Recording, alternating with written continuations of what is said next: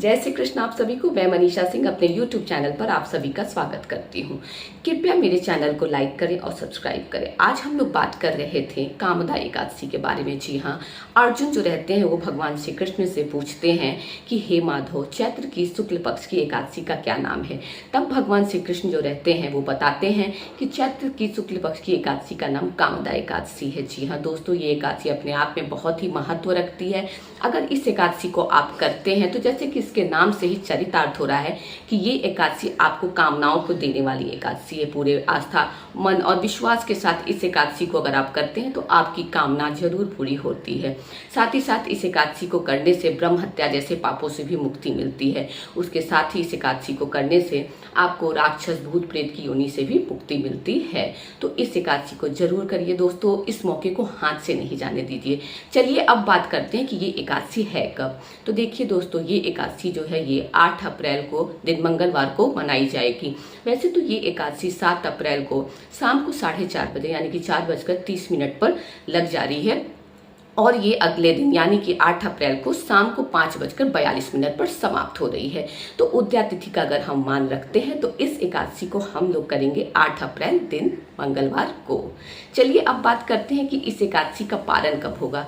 देखिए दोस्तों, एकादशी का पारण हम हमेशा द्वादशी तिथि में ही करते हैं। अगर हम इसका पारण द्वादशी तिथि में नहीं करते हैं तो कहते हैं कि हमें जो फल की प्राप्ति इसकी नहीं मिलेगी व्रत की। तो हम इसका पारण हमेशा द्वादशी तिथि में करेंगे। तो द्वादशी तिथि में इसके पारण का समय होगा बुधवार 9 अप्रैल को। इसका 7:12 से सुबह के लेकर के 9:52 तक। तो इस अवधि के अंदर आपको इसका पारण कर लेना है।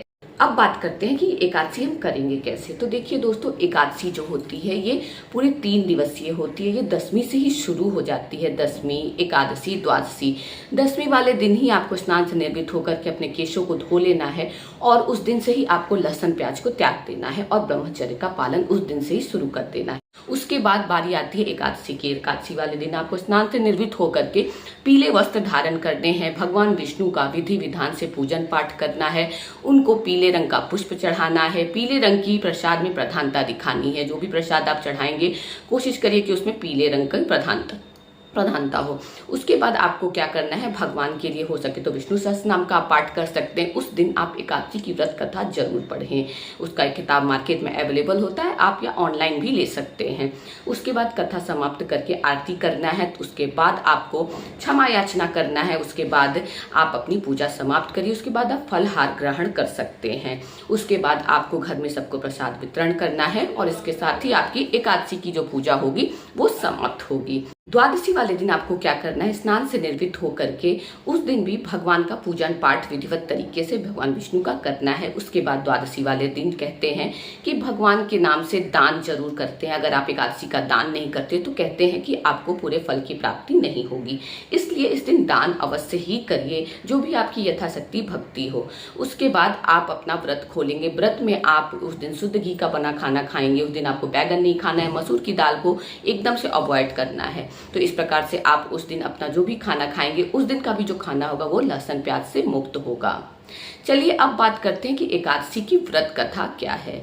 तो चलिए, एकादशी की व्रत कथा के अनुसार, कामदा एकादशी की व्रत कथा के अनुसार, एक जो राजा थे पुंडरीक, वो अपने राज्य में राज्य करते थे। उनका राज्य जो था वो काफी आलीशान था। जहाँ पर वो राज्य करते थे उस राज्य में किन्नर, अप्सराएं, गंधर्व विचरण करती थी। उसी राज्य में एक पति पत्नी रहते थे जिनका नाम था ललित और ललिता। ललित और ललिता एक दूसरे से इतना प्रेम करते थे, इतना अगाध प्रेम करते थे कि वो एक दूसरे के बिना बिल्कुल भी नहीं रह पाते थे। एक समय की बात है, जो ललित रहता है वो जो पुंडरीक रहते हैं उनके आयोजन में जाता है, उनकी सभा में वो नृत्य प्रस्तुत करता है, गायन प्रस्तुत करता है। इतने में उसको अपनी पत्नी यानी कि ललिता की याद आ जाती है। तो उसका गायन और उसका जो नृत्य रहता है वो गड़बड़ा सा जाता है। वहीं पर एक नाग रहता है जिसका नाम कर्कट रहता है। वो ललित के इस भाव को पकड़ लेता है और ये भाव वो पुंडरीक राजा जो रहते हैं उनको बता देता है।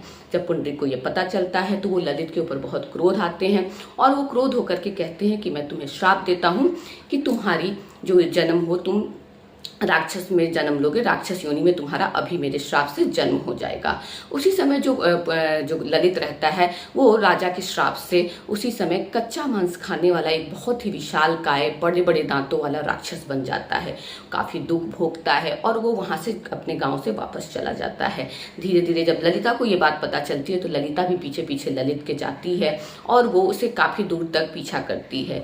ललिता जो रहती है वो विंध्याचल पर्वत के पास पहुँच जाती है। वहाँ पहुँचती है तो उसकी मुलाकात होती है श्रृंगी ऋषि से। श्रृंगी ऋषि से वो अपनी दुख व्यक्त करती है। तब श्रृंगी ऋषि उसको बताते हैं कि तुम चैत्र की शुक्ल पक्ष की कामदा एकादशी को करो। इस एकादशी को करने से तुम्हारा पति पहले के जैसा हो जाएगा।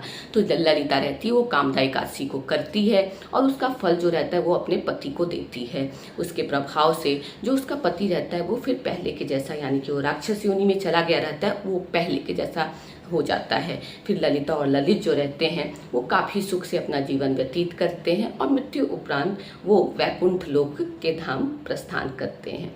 आशा करती हूँ आपको मेरा ये वीडियो पसंद आया होगा। जय श्री कृष्ण आप सभी।